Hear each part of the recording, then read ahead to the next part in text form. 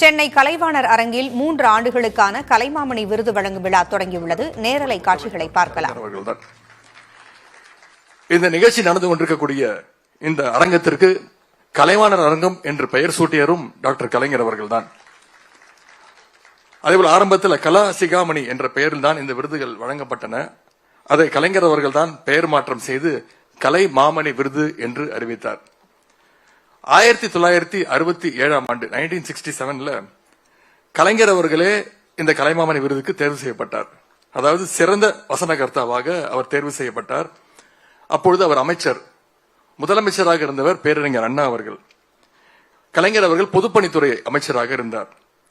இந்த அரங்கத்தில் கலைஞருடைய பெயர் சொல்லப்பட்டதும் அவர் எழுந்து விருது வாங்குவதற்காக மேடை நோக்கி வந்தார். அப்பொழுது முதலமைச்சராக இருந்தவர் பேரறிஞர் அண்ணா அவர்கள் அந்த விருதை கலைஞர்கிட்ட கொடுக்காம அந்த விருதை அவருடைய கழுத்துல அவரே போட்டுக்கிட்டார், அந்த மெடலை. பிறகுதான் அந்த மெடலை கலைஞருடைய கழுத்துல அவர் அணிவித்தார்.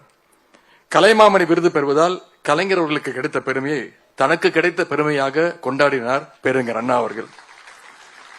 எழுத்தாளர், நாடக ஆசிரியர், வசனகர்த்தா, பாடலாசிரியர், அரசியல் தலைவர், முதலமைச்சர் என்று கலைஞர் அவர்களுக்கு எத்தனையோ பரிணாமங்கள் இருந்தாலும் கடைசி வரைக்கும் அவருடைய அடையாளமாக கலைஞர் என்ற பெயர் தான் இன்று வரைக்கும் நிலைத்து நீடித்திருக்கின்றது.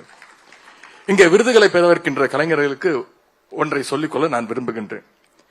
கலைமாமணி விருதை வாங்குவதால் உங்களுக்கு பெருமை என்று சொல்வதை விட உங்களை போன்ற சிறந்த கலைஞர்களை கொண்டிருப்பதால் நம்முடைய தமிழ்நாட்டிற்கு அது பெருமை என்பதை இங்கே நான் குறிப்பிட்டுக் கொள்ள விரும்புகின்றேன். 2009 ஆண்டு இதே கலைவாணர் அரங்கத்தில் நடந்த நிகழ்ச்சியில கலைமாமணி விருதுகளை வழங்கிவிட்டு பேசும்பொழுது டாக்டர் கலைஞர் அவர்கள் பேசியிருக்கிறார் இதே மேடையில்.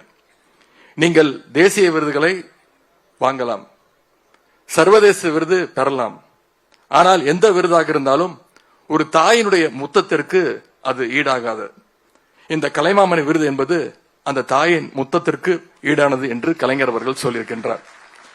தாயின் முத்தத்திற்கு நிகரான அந்த கலைமாமணி விருதை தான் இன்றைக்கு முதலமைச்சர் அவர்கள் உங்களுக்கு தர இருக்கின்றார்கள். நம்முடைய அரசு அமைந்த பிறகு நலிந்த கலைஞர்களுக்கு வழங்கப்பட்டு வந்த மாதாந்திர உதவித்தொகையை 2000 ரூபாயிலிருந்து நம்முடைய முதலமைச்சர் அவர்கள் 3000 ரூபாயாக உயர்த்தி கொடுத்தார்கள். அது மட்டுமல்ல, இந்த மன்றத்திற்காக ஆண்டுதோறும் ஒதுக்கப்பட்டு வந்த நிதி 3 கோடி ரூபாயாக இருந்தது. நம்முடைய அரசு அமைந்த பிறகு அந்த 3 கோடி ரூபாயை வருடத்திற்கு 4 கோடி ரூபாயாக உயர்த்தி கொடுத்தார் முதலமைச்சர் அவர்கள். அதேபோல் ஆண்டுதோறும் ஒவ்வொரு மாவட்டத்திலும் பொங்கல் திருவிழா கொண்டாடப்படுகின்றது. அந்த விழாக்கள்ல கலைஞர்களுக்கு அனைத்து கலைஞர்களுக்கும் வாய்ப்பு கிடைக்கின்ற வகையில நம்முடைய கலைகளை எல்லாம் மீட்டெடுக்கின்ற வகையில இசை சங்கமம், கலை சங்கமம் என கலை நிகழ்ச்சிகள் தொடர்ந்து நடத்தப்படுகின்றது. தமிழ்நாடு முழுவதும் சென்னை கலைவாணர் அரங்கில் 3 ஆண்டுகளுக்கான கலைமாமணி விருது வழங்கும் விழா நடைபெற்று வருகிறது. துணை முதலமைச்சர் உதயநிதி ஸ்டாலின் பேசி வருகிறார்.